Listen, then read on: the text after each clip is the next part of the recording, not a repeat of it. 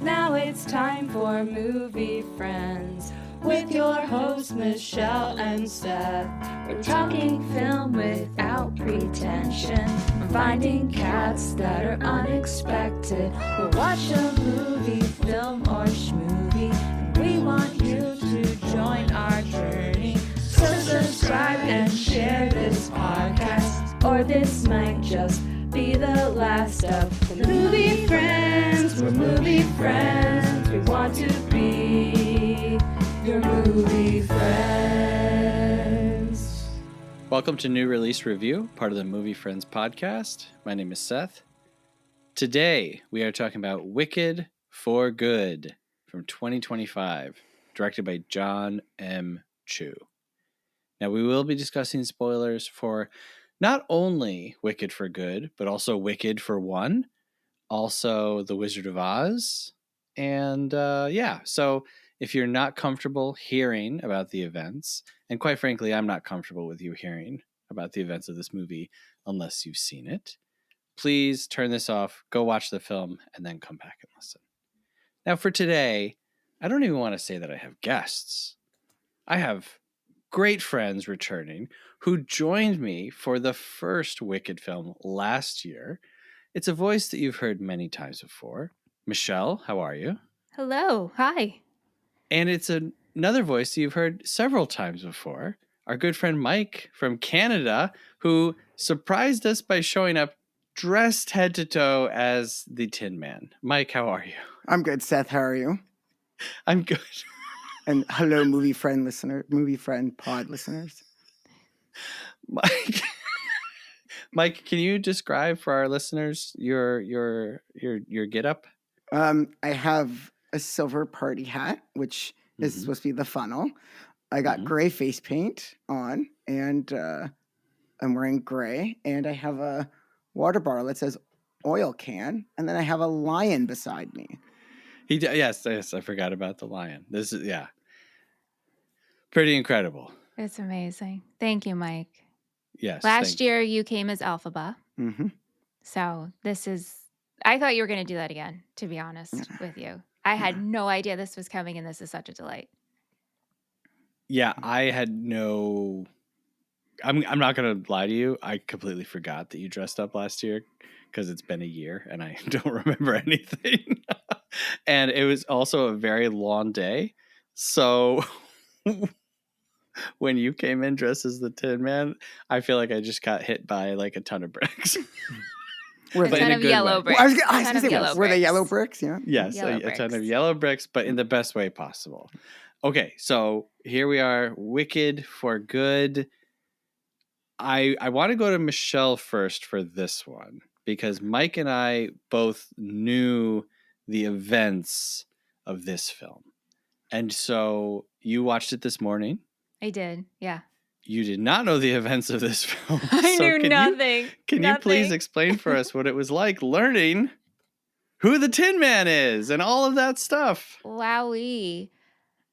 It was really funny when Bach is turned into the Tin Man. Mm-hmm. I look at Ingrid, because I went with my two friends, Ingrid and Alyssa, and I was like, oh, what?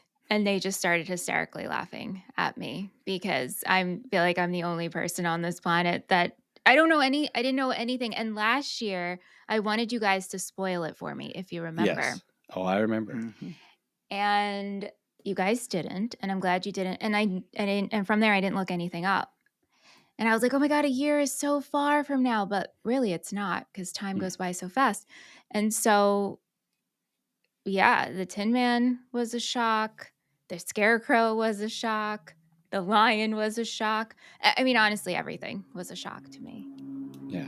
Michelle, if you actually go listen back, I almost spoiled something. And a friend of mine who listened to the pod was like, I heard you like about to talk about the spoiler, but then I had paused because I knew it was coming, and I switched, and my friend's like, you could totally tell that you switched because I almost spoiled about the trapdoor because that's Adina. Yes. She missed her last show because she broke a rib from that trapdoor, and I was talking about the trapdoor, but I had to not mention a trapdoor because I didn't want to spoil the ending.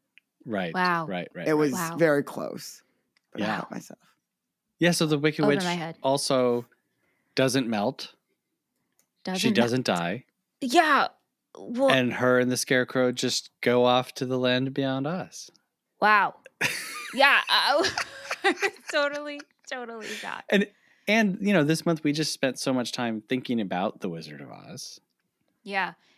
I feel this movie, even though it is not canon to the Wizard of Oz story, it does a really good job filling in all the blanks because the Wizard of Oz is so fresh in my mind, Seth, from us covering it. And so it really does a good job for filling in all the questions we've had of what was happening from a different perspective and what could feel like behind the scenes of things we did not see in the Wizard of Oz.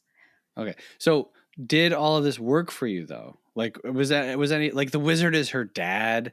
I mean, why her skin is green? Like every tiny little thing is explained. And Yeah. I think because I have nothing to go off of. I have nothing to compare this to. I didn't read the book. I don't know the musical. I don't even know the songs. Yeah. So whatever you give me, I'm just accepting. Almost like I don't even have my own opinions on it, if this is good or if this is bad. I'm like, oh, this is just the story. Cool. I'm here for it. And I like it. Okay. All right. So Mike, you knew the story going into it. But so my question for you is different. How did you find this film? And maybe how did you find this film in comparison to the first one? Okay, so I think this film was a little meh, to be honest. The first part, I mean, the problem is Act 2 isn't as like upbeat and lively as Act 1 is. Like it is harder content to kind of go through, which is why, in my opinion, there shouldn't have been two movies. They should have taken off 40 minutes, cut 40 minutes of stuff from the first part, and then added a half an hour to the runtime, and then just made 1 and 2 together. It would, I think, made it a little bit easier to digest if it was all in one. I actually watched the first one, had a little mini intermission, and went right to the theater to watch the second one. So it was like a continuation for me. Very cool. But then that's 5 hours of time, 5.5 hours of time. So it's not practical, and you know. But I mean, wait. You mean watching movies for 5.5 hours isn't practical? I mean, this is news to me. Depending on the movie, I mean. And I mean, there were some good songs like No Good Deed. Yeah. Was really well done. But to be honest, For Good kind of didn't wow me. I mean, I liked the door scene, which apparently wasn't scripted and it was going to be cut. But John M. Chu fought for it, and it was, I guess, all improv by them. That door, the split scene when they're behind the door. Apparently, there was no door actually there, and it was done in rehearsals, but they just didn't yell cut, and they kept them going. Ariana Grande posted this on her Instagram today, so you can read the thing. But that part was nice of it, but the For Good, I wasn't feeling anything. I'm like, this is like the song, which, since I'm on here, I'm going to bring this up too. Kristen Chenoweth actually in an interview said that song wasn't originally in the musical when they first had it. And she told Steven Schwartz that there was a song missing. And he's like, you're right. Him and Adina, they all agreed. And then he worked on it and they got the song For Good, which is like a pivotal moment. Like that is the moment of Act 2. And it kind of fell flat for me in the movie. I mean, it was done well vocally, but I don't know. I wasn't feeling it as I did on a stage. Yeah. Yeah. I think I agree with pretty much everything you said other than the meh part. I had posted in our Discord. I unfortunately set Michelle up for a bad viewing. Yeah, you did. You made me nervous going into this. My feed was not Wicked. Like none of it. I don't know how, maybe because I wasn't looking for it. Like I heard no negative reviews. I heard no positive reviews. I saw no interviews. And then Seth posted in our Discord, I'm feeling nervous about going into this seating. And I was like, why is he feeling nervous? Oh, right. this is the first review, quote unquote, I'm seeing. Thank you, Seth. So yeah, sorry about that. Sorry. But, I've been looking forward to Wicked for Good. I went with my son to see the first one last year. We had a great time together. I love musicals, so I really had no reason not to look forward to this one. And I went into it very apprehensive. I was like, man, this movie's getting trashed all over the place. And I gotta say, I had a good time, but I saw this Friday night. Kind of like every day that has passed, I think like I've liked it a little less. Which normally that won't happen with a movie. Like sometimes the more I think about it, I'm like, oh, I see this in a new way. The more I think about this one, I'm like, I think I liked it a little less. Can I ask, what are the reviews that are negative about it, and why are you liking it less and less? What are people saying that's bad about this? Well, I think number one, how it looks. Like I agree with Mike. Like No Good Deed is awesome, and it looks like the Linkin Park music video for In the End. I don't know. I was sobbing through it. So yeah, like it doesn't look that great. And then I think for people who don't know the story, just being like, and this guy's the Tin Man, and this guy's the Scarecrow, that is kind of a big swain and a big pill to swallow. So I thought both of them, their transformations made sense, but I definitely agree with Mike that this should have been one like 4-hour crazy epic huge movie. And number two felt kind of too long, but also rushed at the same time. Like all of the Dorothy stuff, it was like, hey, I remember this part. You know what we're talking about, right? Because they didn't want to show Dorothy, which I also think is kind of a cop out. Really? I love it. It's not her do? story. Absolutely. We already know that story. We have seen it. We are now seeing what's going on from the other. Sorry. I feel like I'm coming in hot, like I'm defending this movie now. Please come in hot. Do whatever. Sorry, I cut you off. Go ahead, Seth. I'm sorry. That's okay. Yeah, and then like Mike said, and this is a common problem with many Broadway shows. The second act is just not as good. It's just not as good. It's more fun to introduce characters with character songs than it is to be like, and here's the resolution of their arc. So yeah, I still had a good time. Packed theater. I actually had to go to a different theater and a different showing than I was planning on. And I live in upstate New York. I never encounter this problem. So that's also nice to see that a lot of people are going to the movies. We should all be glad, to see that. I just wanted to go back to this point, and maybe you guys can fill it in. But you said you felt that maybe the transformation or the explanation of the Scarecrow and the Tin Man would be a lot for people to swallow. But isn't that the story? Isn't that what happens in Wicked? Isn't that the story? Yeah. So why would that be? That's what people are complaining about? Isn't this the story of Wicked, though? Mike, how did you feel about how they handled like the transformations and the introductions, that like this is like these two stories are really, really intertwined? Like, do you think they pulled that stuff off? Honestly, I really didn't think of it. Like, I kind of just, because I kind of already knew it was happening, so I didn't even think about how it was executed. That's the word I was looking for.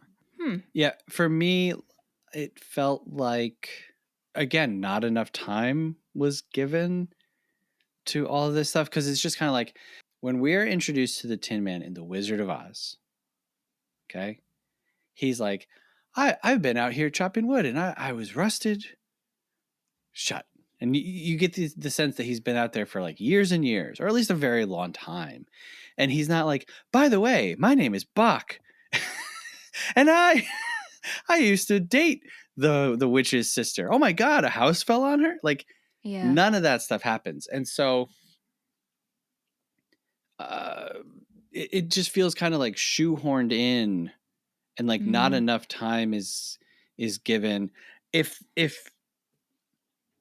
Wicked for Good opened and it said, 5 years after the events of Wicked Part 1, and then Bach is transformed, and then we do another 5-year time jump, because the timeline here is that Fiyero is transformed into the Scarecrow after Dorothy has left Munchkinland. Mm-hmm. So if this is like you said, if this is just the story that we already know, that means that they basically crucify him, right? And then Dorothy shows up a day later. And so maybe a day or two later, Fiyero has gone from a guy who was just murdered to a happy-go-lucky guy who's singing about not having a brain.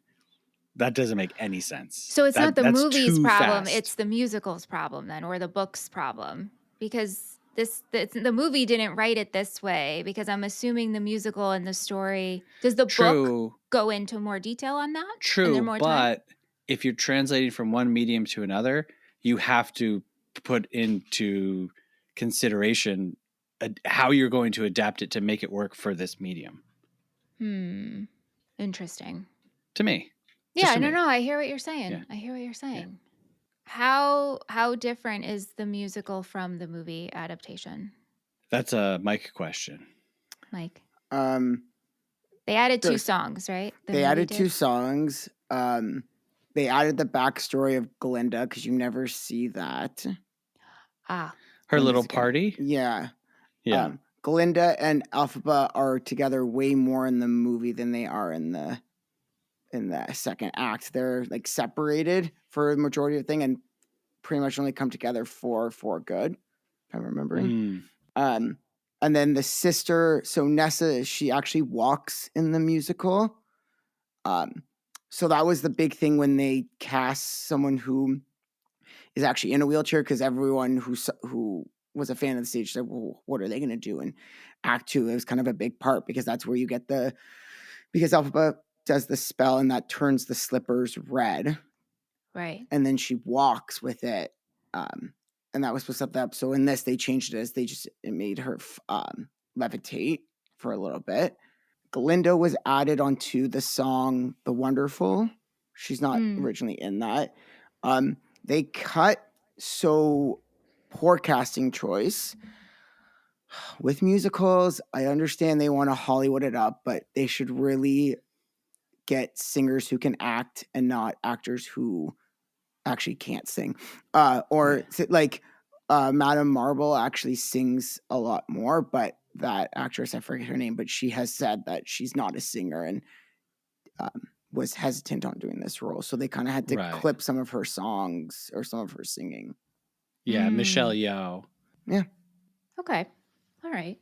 Yeah, to go back to your question, Michelle, about like what people are complaining about with the movie, like Michelle Yeoh and Jeff Goldblum are definitely getting put through the ringer of like they're not singers. But yeah. I will admit Michelle Yeoh doesn't sound that great. She doesn't have that much singing to do, so it didn't bother me, right? But I also watch Les Mis, and Russell Crowe doesn't bother me in that, so I'm not really, the audience to be mad about it. But I will say Jeff Goldblum, I didn't think he was bad. I didn't think his singing was bad. Did you guys? I think it was better in part 2 than it was part 1. Or maybe I'm just used to it. I don't know. I thought he did a great job as the wizard. Same. I didn't have a problem with his singing voice either. Okay, so I felt the same as you, Mike, with the big song, For Good.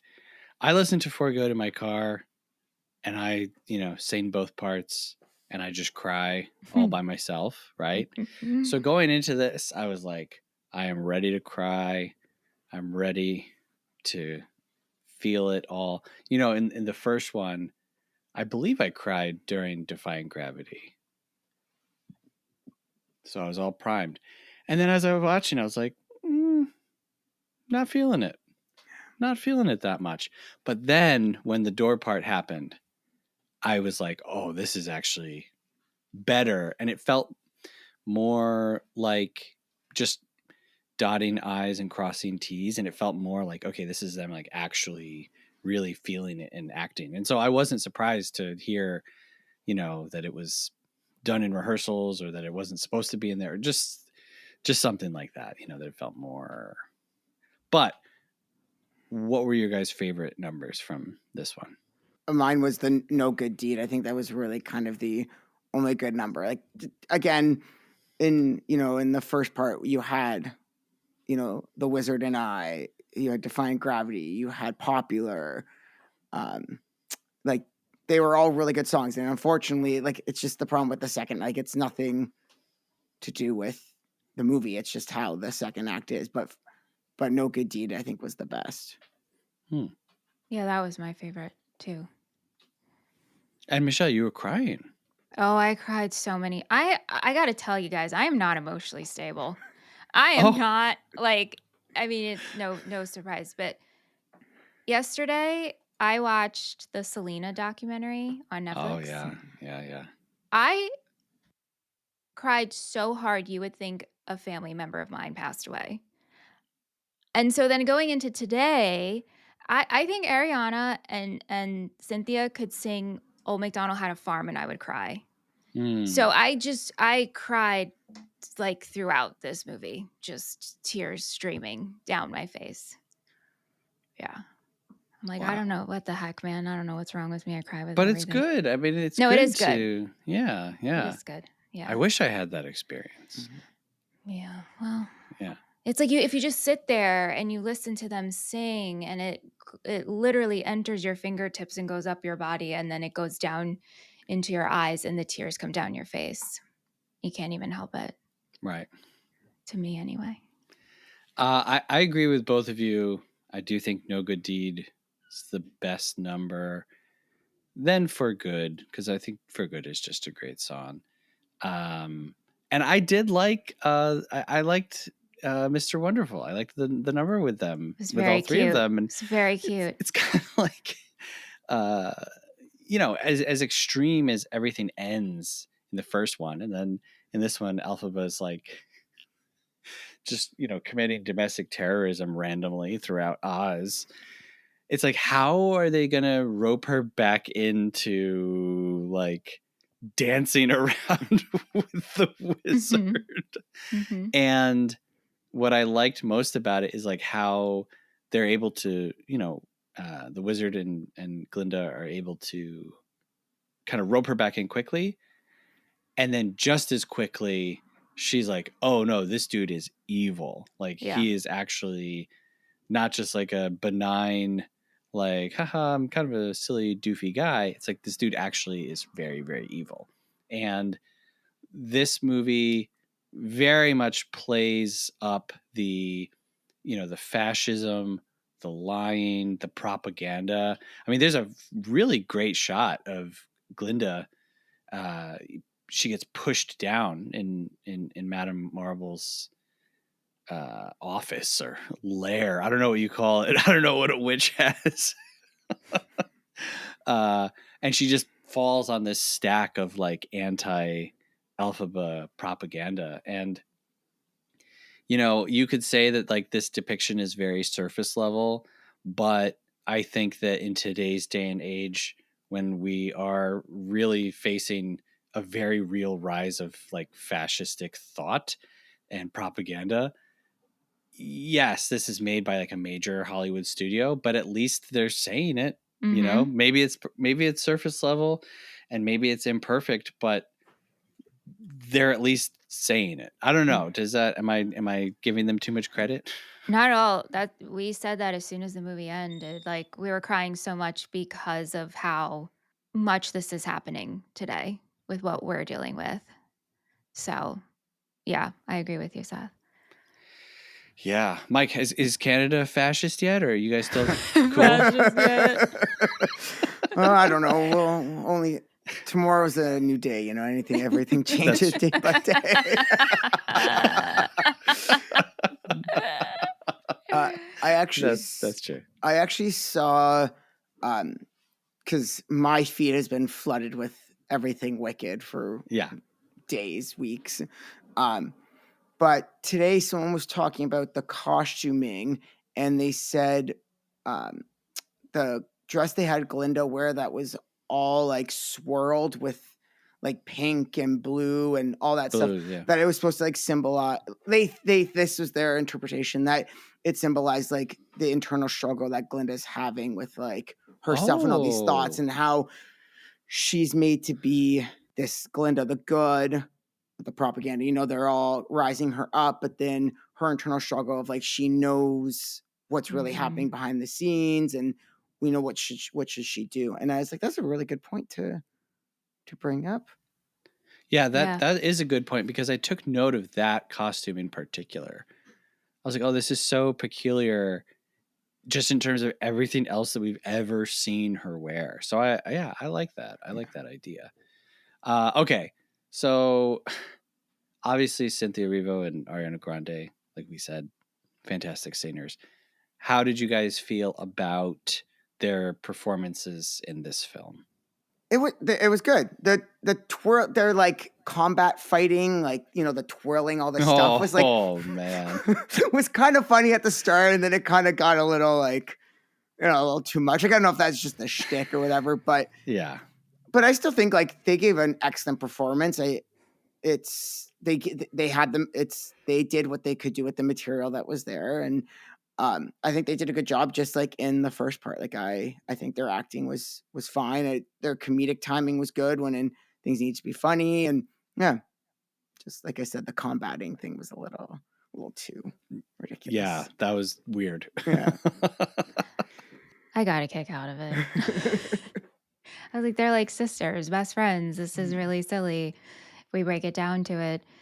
I mean, like I told you guys, I cry when they're just on screen. They could say words and I'm just crying. So I thought they both did a beautiful job. I think Ariana Grande is a sparkly human. So really, they're both so incredibly talented.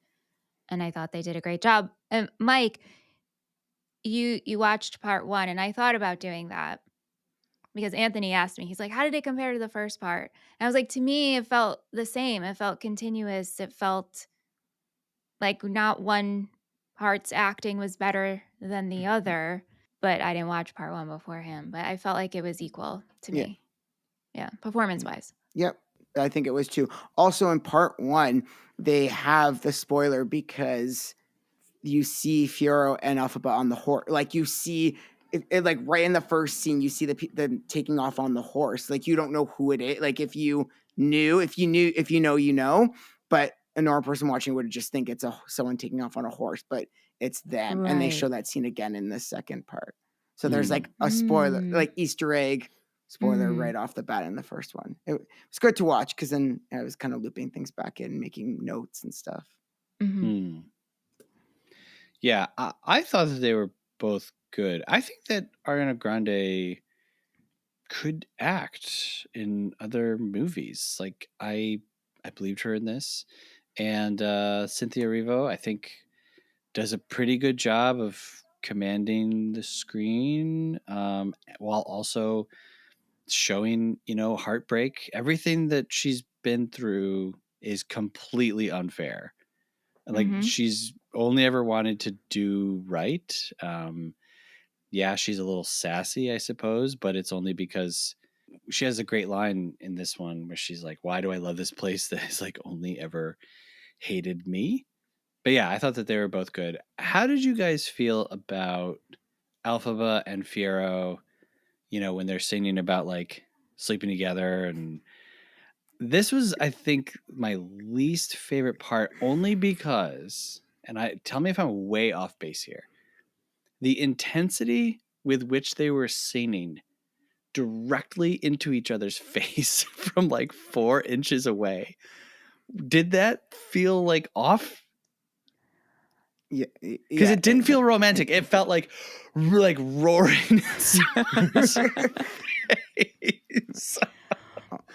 Also, a bunch of people, because this also came on my feed. Everyone's like, at like Marshalls or whatever, and they're like, "Oh, look, it's the sex cardigan from." Oh my like God. everyone's like taking a picture of like a gray cardigan, being like, is so and so wearing the sex cardigan of thing? It was a weird scene. I also agree. Like it was odd. I don't know. To me, I go back to that like the musical knowledge, the musical logic. Thank you. And I'm just like, well, this is what we do in musicals. That's fair. We get real close and yell at each other's faces. Because it felt like I was like, Fiara should just be across the room while he's saying this stuff. Like you're declaring it to the person, and but they were just like sitting in each other's laps, screaming at each other. You have to know and smell and feel what I'm saying. And then as far as the cardigan goes, yes, I've also seen a lot of people like making fun of Elphaba for taking off her Wicked Witch of the West garb and putting on this sweater. And to them, I just want to say, you know what? Mind your own business. You know, she could wear whatever she wants. And if that's what she has to put on, you know, everyone's always like, I'm going to put on something more comfortable, you know. Mm-hmm. If what you have is a giant sweater that looks like it was made from 7 other sweaters, God bless you. When it comes down to it, we're all just jealous. I mean, we all want that comfy knit. So I would wear. That's what I'm saying. I want it. And maybe that's the problem, is that it is a big lumpy sweater that I would wear. It's something I would wear and live in. Like, yeah, we all want the chunky knit. So it's funny, Michelle, when you said everyone's just jealous, I thought you meant because everyone wants to be with Jonathan Bailey. But also the sweater. I mean, yeah, no, I'll take the sweater.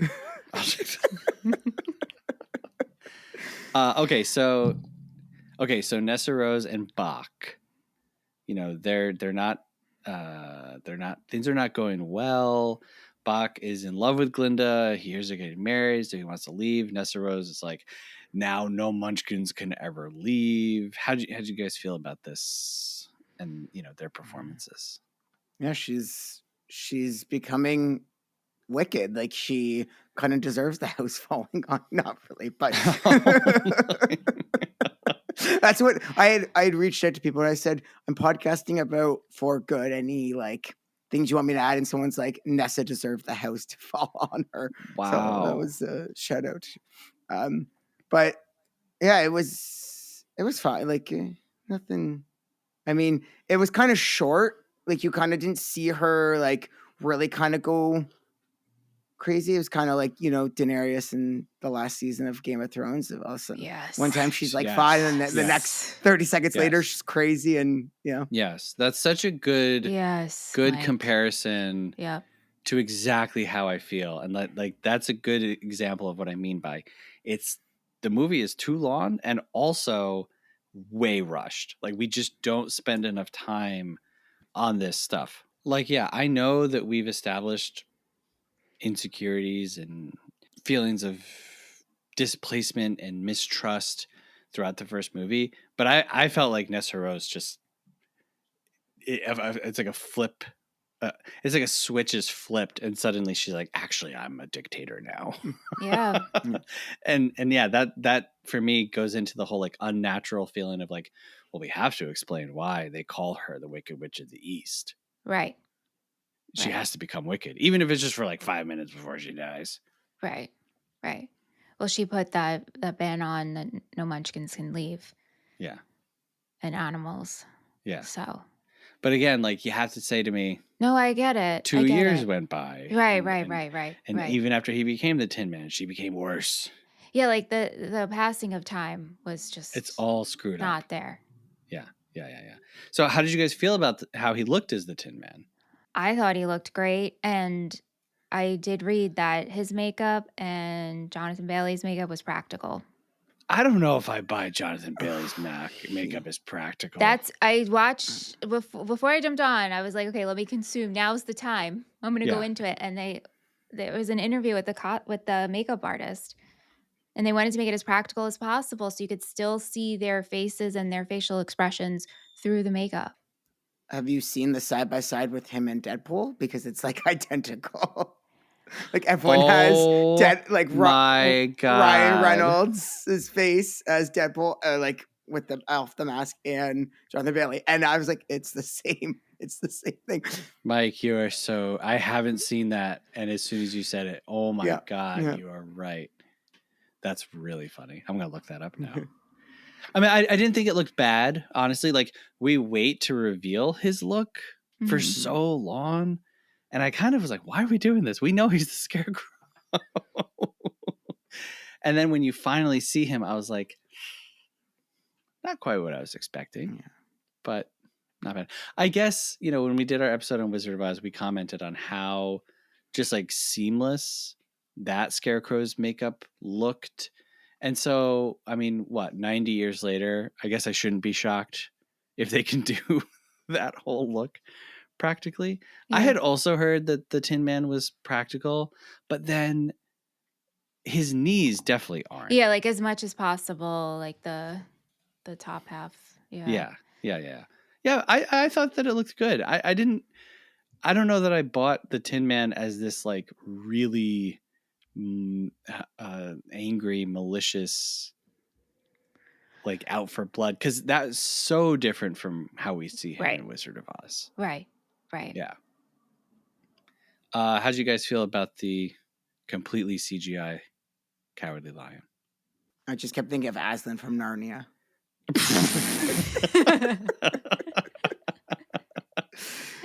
Yeah, and somehow Aslan looked better, and that was like 10 years ago, right? Yeah, I didn't dig it. I got it though because like the whole storyline of the talking animals, right. So it would be weird if they were like, and here are the oppressed animals of Oz, and then there's this one guy who's like just a guy in a suit, right?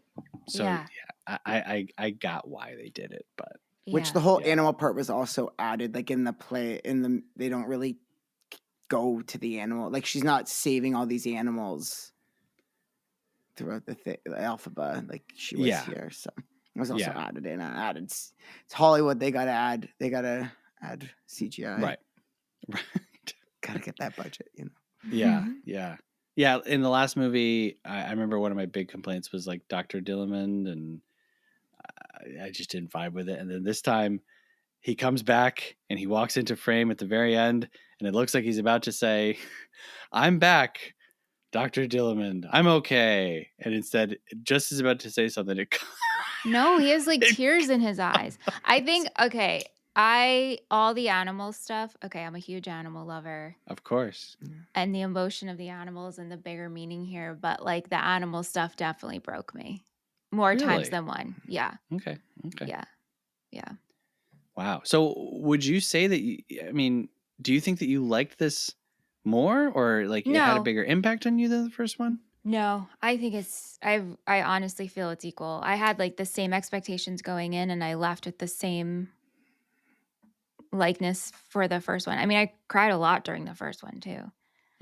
So did you think, because I heard that on Friday, I heard a review on the radio, and the guy had said that there were 3 times where he thought the movie was going to end and it didn't. Did you find that as well, Michelle? Like, were there scenes that you were like, oh, it's done now?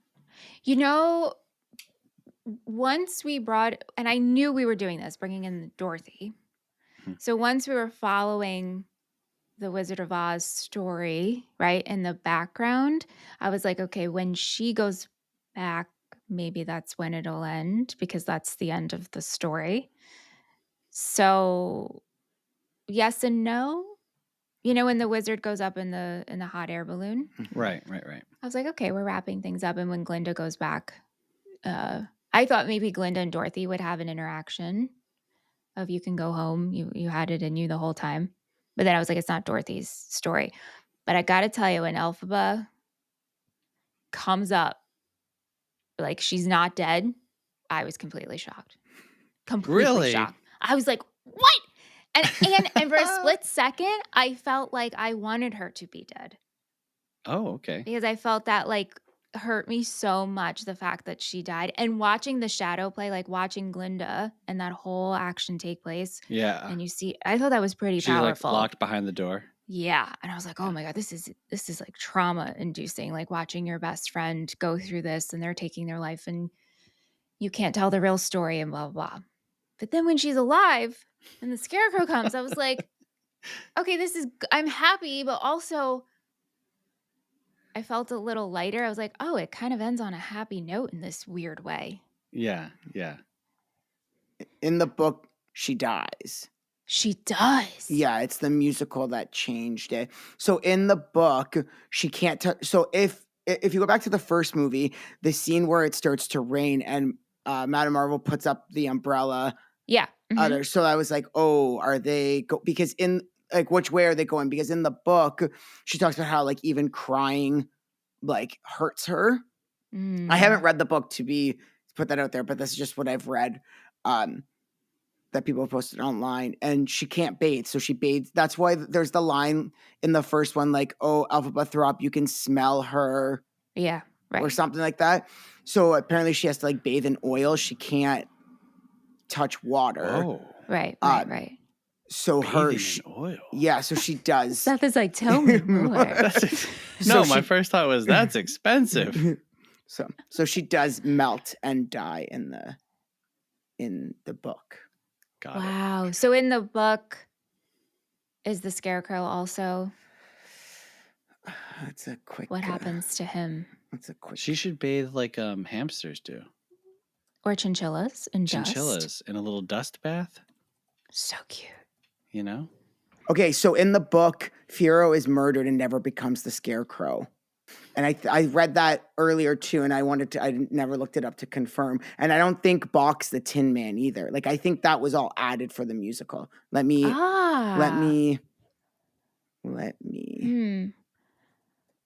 So everybody's just having fun with the story, you know?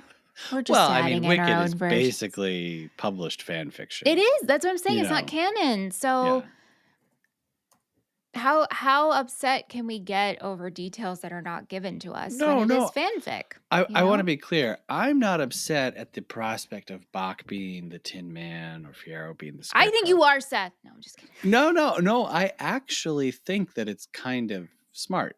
Yeah. To be like, okay, here in the first half, we're going to give you all this backstory to characters that you know.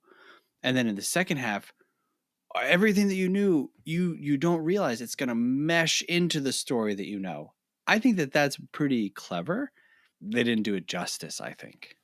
Do you think the musical crowd would have been upset since we're making like a movie adaptation of the musical, and if the movie version like gave even more backstory? Right. I think that it'd be silly to do that because it's all building on. And I don't think book people can be upset because this isn't based on the book. This is based on the musical. That's right. Yeah. Right. Yeah, there's been a lot of people who have like, now that it's a movie and like seen the musical, they're like, oh, I'm going to read the book. It's similar. And it's apparently very different, like darker. Yeah. I remember you saying that last year, like that the book is much darker. Yeah. Well, do you guys have any thoughts or scenes that we did not talk about? Yes. I have one, but I really like, I'm pretty sure it was the Girl in the Bubble song, but I liked the filming with all the mirrors, how it was like, because it was like she looked at the mirror and then it like flipped and that was, and I thought that was very, very cool and a neat way of filming a scene. I agree. Yeah, that was my one thing that it was a Girl in the Bubble, which is one of the new songs, right? Yes. Yeah. I liked the mirror trick the first time they did it because I thought that was the most impressive one. And then they did it a second time, maybe a third time too. I don't know. But I was like, you got your one trick, man. You got. I liked it each time. I liked it each time. I was like, oh yeah. And now it's good. No, I liked it. Every time Mike saw a mirror for the rest of the movie, he was like, you never know. We could be doing it again. Actually, the whole time that was happening, I'm like, where are the cameras? How do they film all this so that you don't see the cameras? Right. Yeah. That's what I was thinking. And then on Glinda, I did like after she thinks Elphaba's dead, and she's just like, "Well, Miss Marvel, you're going to prison for the rest of your life. Bye." Mm-hmm. And then Yeah, she that's just good. starts like taking control. We go back to the opening scene of the first one, and then she's like, "Well, actually, hold on, wait, I want to say something." I thought that was good. I liked that. I liked Glinda with an attitude. Yeah. That's Mhm. also all added. Like them having the book, like the book opening for Glinda, like that was all. That's not in the stage Mm-hmm. production. Like Glinda making all those decisions and stuff. That's not. Yeah. So my last question is: there has been talk of a possible third Wicked movie. They've said that it will not include these characters, but if it does, what do you think? How is Elphaba like? Are they just going off into the eternal desert? Like, is there another land beyond Oz? Is the land beyond Oz the real world? Like, how do you guys think that story could possibly continue? Should it? Will it? What do you think?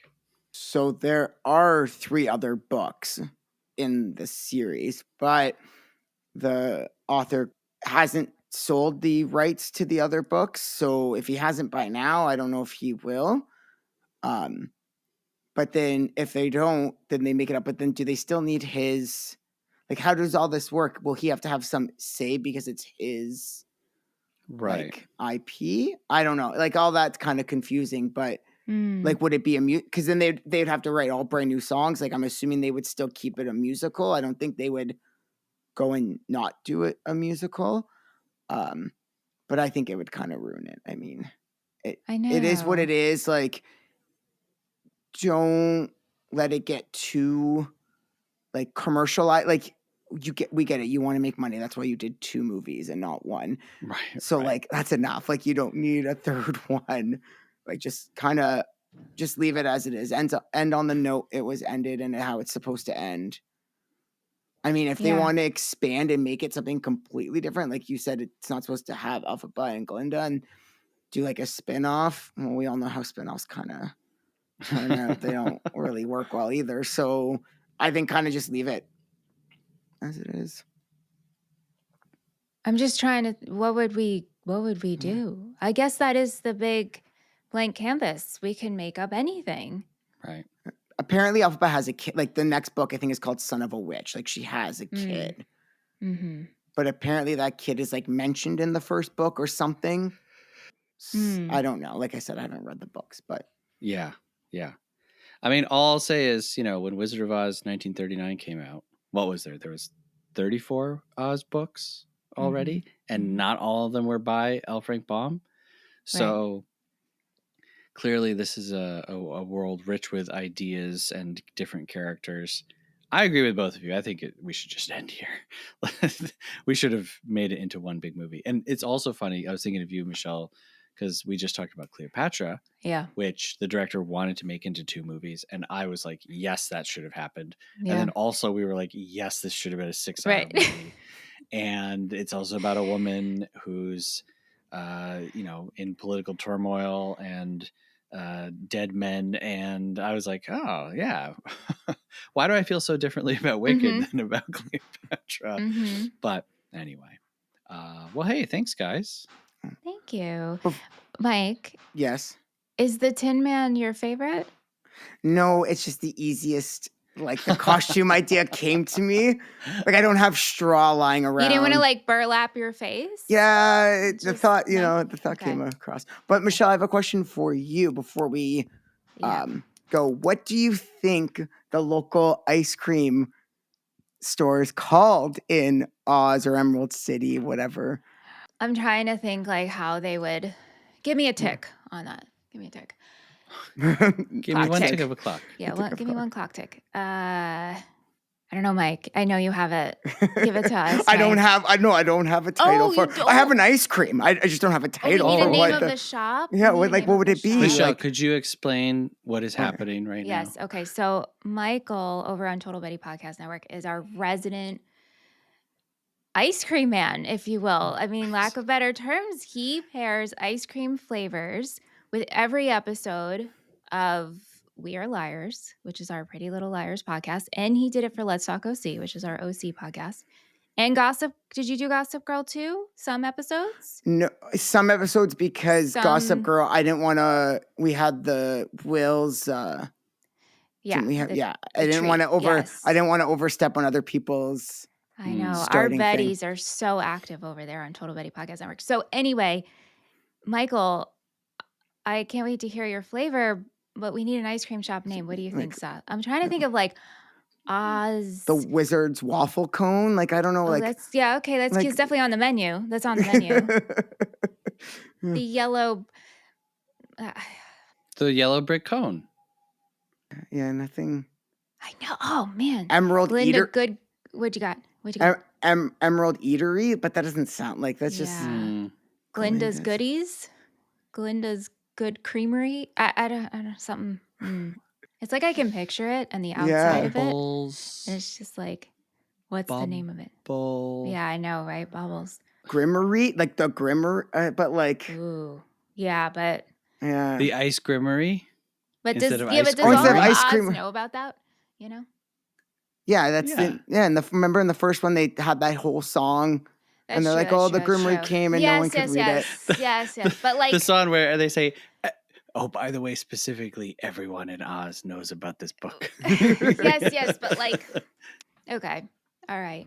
So my ice cream flavor is Baskin Robbins Love Potion number 31, which is white chocolate and raspberry ice cream swirled with raspberry ribbons, and also has chocolate chips and raspberry flavored chocolate hearts. Whoa. So I picked this one because this movie is a love story. Like, it's a love story, but it's a love story between Glinda and Elphaba and the love of friendship and how you can still love each other even though you see differently. You still have that bond. And, you also there's the love story of Fiero and Glinda and Elphaba, but that love triangle. But really, this story is the love between Elphaba and Glinda. And that's why I chose Love Potion number 7, because it's love. It's friendship. And, there's no seeing your friend die or, and the heartbreak that now Elphaba is alive, but she can never let Glinda know. And the thought of that, kind of hurts her. And then also, I just want to bring up, did you guys notice the last scene of the movie of Glinda whispering into Elphaba, which is the poster. So I want to bring that into the thing. But yeah, so that's my ice cream flavor for this episode. Thank you, Mike. Have you had this flavor before? I don't know. Maybe. Sounds good. It's only like a February. It's like their Valentine's Day, flavor. That makes sense. But actually, one last thing. For those of you listening, you can tell all your friends who like Wicked. Maybe they want to listen to this too. This episode is available anywhere podcasts can be listened to. And if you're enjoying it, you can, while you're listening, why don't you give it a thumbs up or review right there on the app. Some apps allow you to do that. This allows, they do, like Spotify, you can rate it. This actually helps the show a lot. It lets people see it. And then, someone might be looking up, I want to listen to a nice podcast on Wicked for Good. And they'll find this podcast. And if you also want to support the show, you can also hop on over to patreon.com/moviefriendspod and see all the goodies they have there. If you're enjoying this episode, they got a bunch of other movies. You might find a movie that you also really like, and they reviewed it, and you can send in your questions to them and tell them what you think of that movie. Helps the show, makes it grow, makes the network awesome. If you can join their Patreon. We have a cool Discord chat where we talk about movies all the time. And, I go to them. Actually, a couple weeks ago, I was invited to a movie night where I was misled that it was going to be a Christmas movie, but it was a horror movie that was at Christmas time. And I spent the whole time talking to the Patreon group of Movie Friends Pod, and they were giving me the support I needed. And I'm said so it was glad totally you unacceptable. brought this up, Mike. Oh my gosh. Mike hops in Discord and says, I was invited to a movie night. Was this coworkers No, it was friends from my Italian class. Okay, so I'm invited to a movie night with some friends. It's Christmas themed, and we're watching a movie called Terrifier. Now, friends, don't do this to people. If you're unfamiliar with the Terrifier series, I'm just going to say, leave it at that, but it's like extreme horror.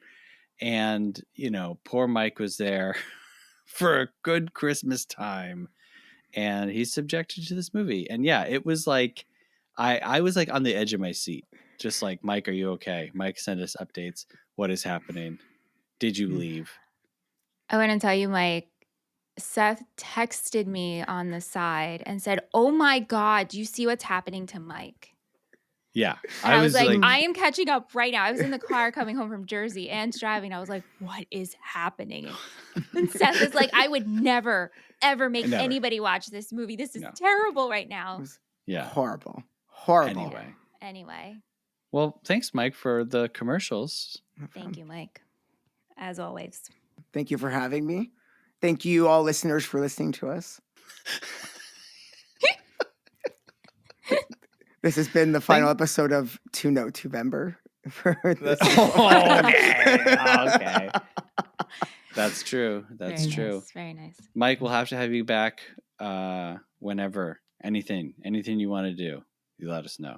If you guys ever do Rent, I have to be on that because that still stands as the best music, like stage to movie adaptation. I think. Wow, is Rent. That's quite the claim. Okay, it's quite the claim. All right. Well, if we do, you're in. And you'll hear why I think that if we did that episode. A little tease. A little tease. You could always leave them wanting more. That's right. That's right. That's right. And hey, thank you, Michelle. This is late for you, man. Yeah, let me tell you. No, I'm glad that I didn't spoil it for me, because I think going into this not knowing anything is a special thing. And I also watched no previews. So wow. Yeah. All right. Well, I'm glad you were able to go in that way. Yeah. All right. Well, hey, thank you guys again. And thank you for listening. Until next time, have a good one. Tin Man out.